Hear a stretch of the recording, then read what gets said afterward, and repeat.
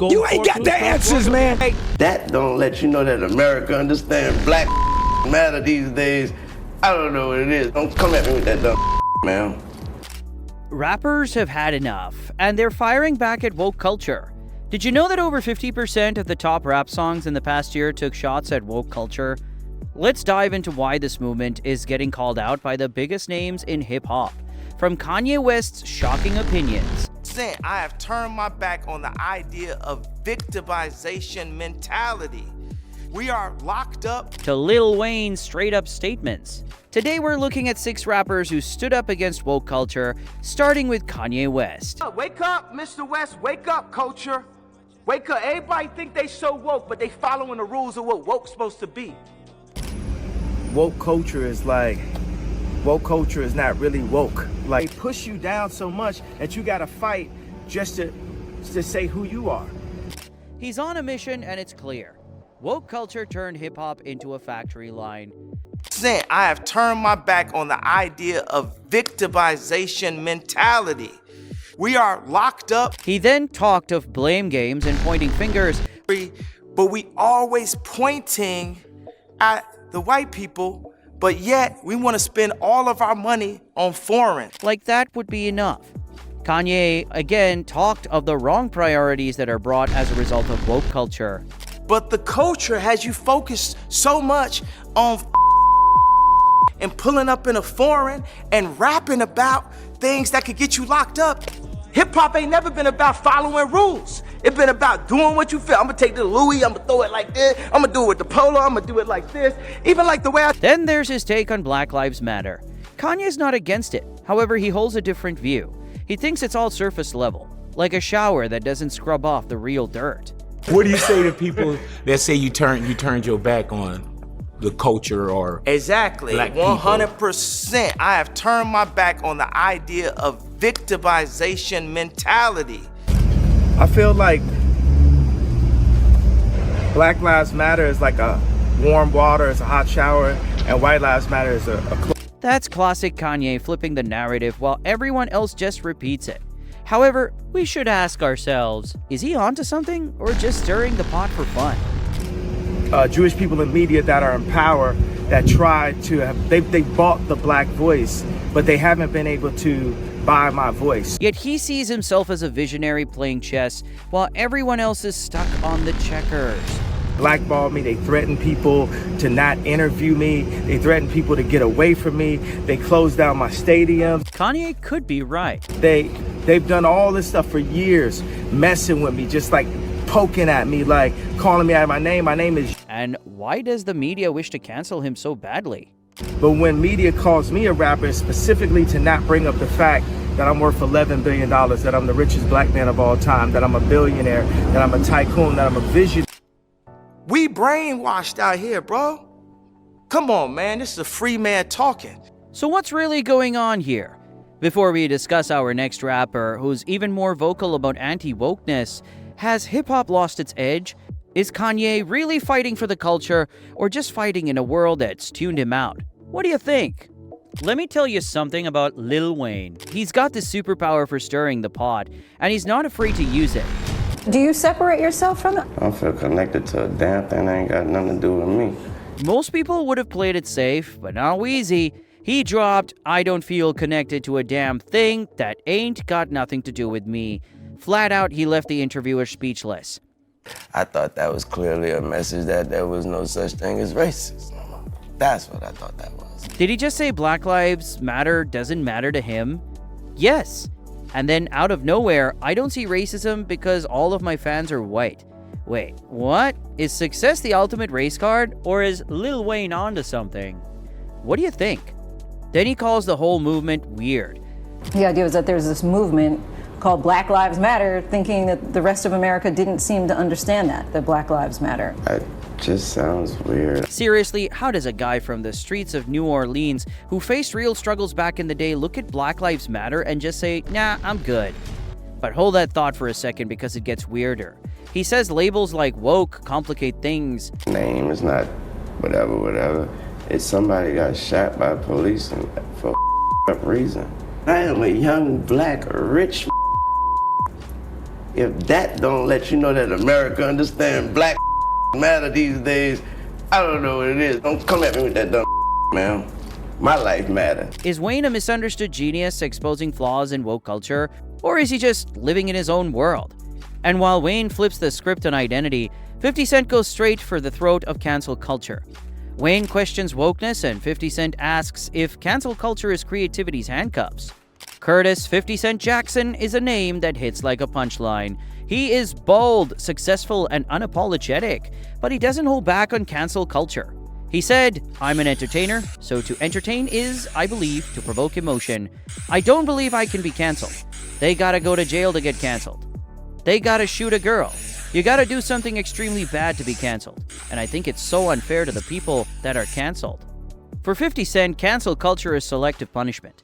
It's like picking who gets dessert in a room full of starving kids. Unless you're committing a serious crime, you shouldn't be canceled.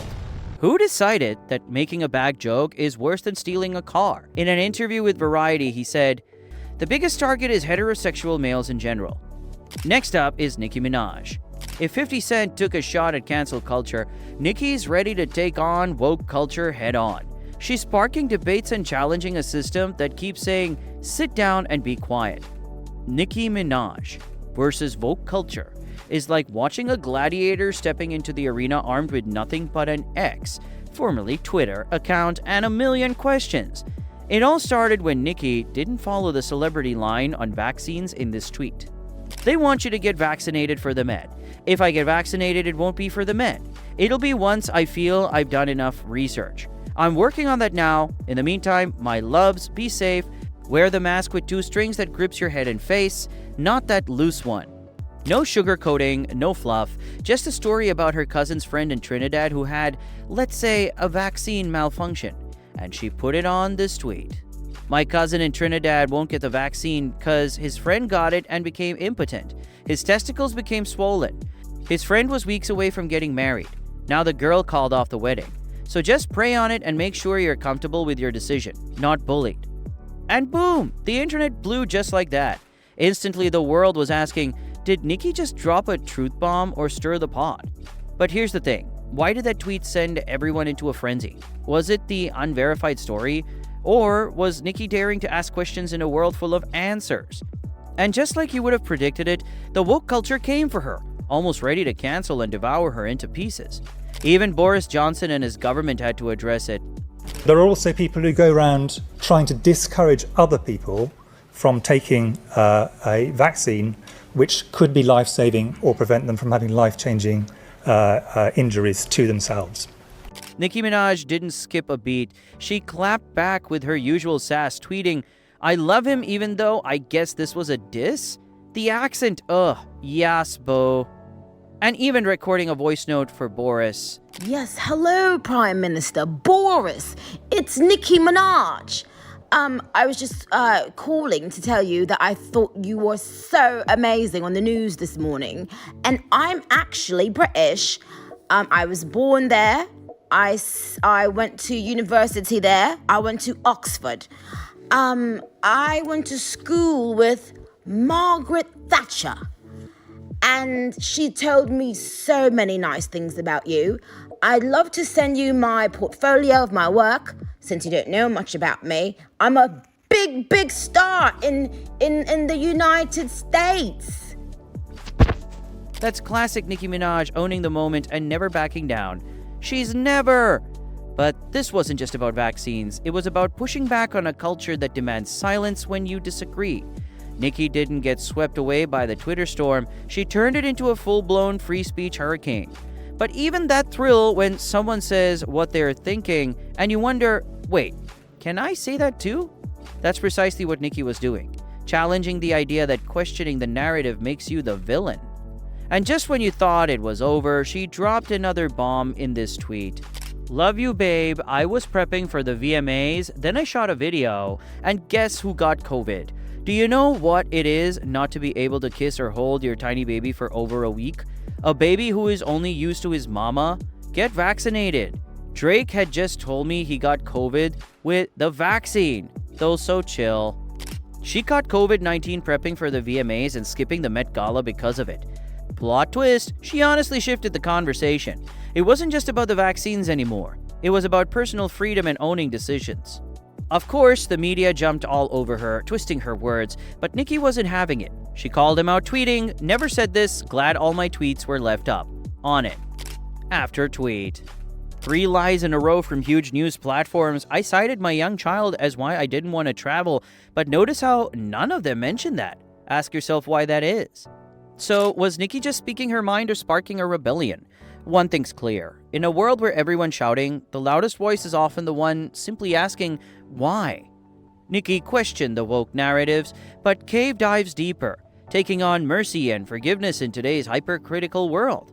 Talk about guts. Nick Cave, the king of melancholic tunes and biting lyrics. In a Guardian interview, Cave dropped a bomb calling woke culture mercy's antithesis. He says it's more about canceling people than sparking real change. He said, shutting down people, canceling people, there's a lack of mercy, a lack of forgiveness.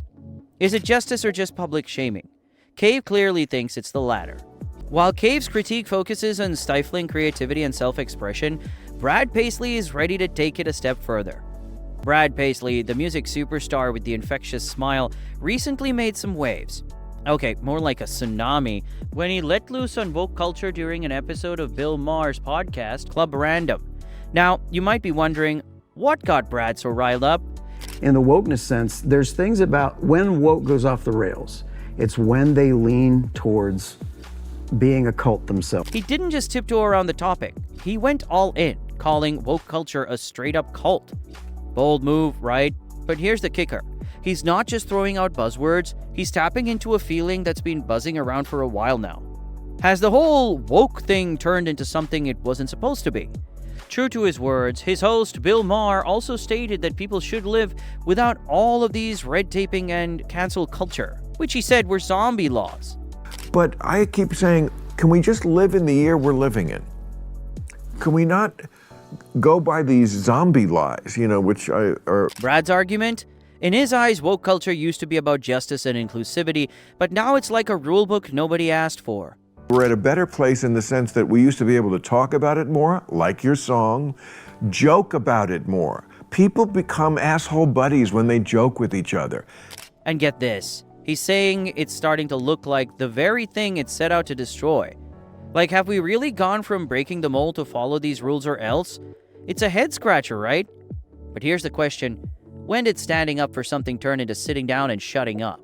Brad thinks we might have lost our sense of humor along the way, just like every other rapper, artist on this list, like 50 Cent, Kanye West, Nicki Minaj, and Lil Wayne. And that's where the real trouble begins. This is because once you lose the ability to laugh at yourself, what's left to talk about? Share your thoughts in the comments. Trust me, the next video is going to be even more intense. If you enjoyed this one, I'm sure you'll love what's coming up next. Catch you in the next video.